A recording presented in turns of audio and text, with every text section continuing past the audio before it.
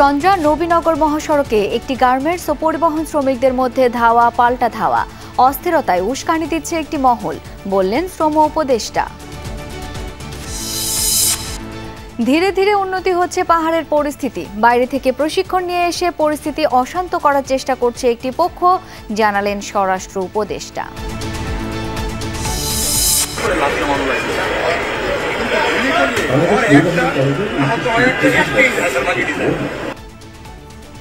বিকালে আদালতে তোলা হবে সাবেক স্বরাষ্ট্র সচিব জাহাঙ্গীরকে।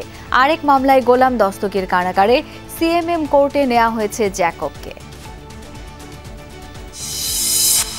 বিএনপি নেতা ডাক্তার শাহাদাতকে চট্টগ্রামের মেয়র ঘোষণা আদালতের। নির্বাচনে কারচুপির মামলায় আওয়ামী লীগের রেজাউল করিমের পদ অবৈধ। ডক্টর শাহাদাত সাহেবকে বৈধ ঘোষণা করেছেন এবং 10 দিনের মধ্যে ওনাকে দায়িত্ব দিয়েছে। সুনামগঞ্জে আশ্রয়ণ প্রকল্পের ঘরে আগুন, 4 শিশু সহ একই পরিবারের 6 জন নিহত, কারণ খুঁজছে পুলিশ।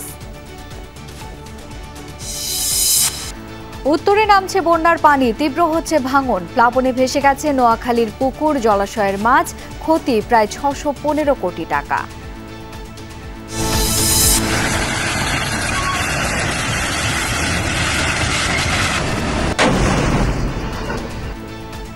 বিশ্ব জনমতের তোয়াক্কা না করে লেবাননে স্থল অভিযানে ইসরায়েল, নিরাপদ আশ্রয়ের খোঁজে দেশ ছাড়ছে লাখ লাখ মানুষ।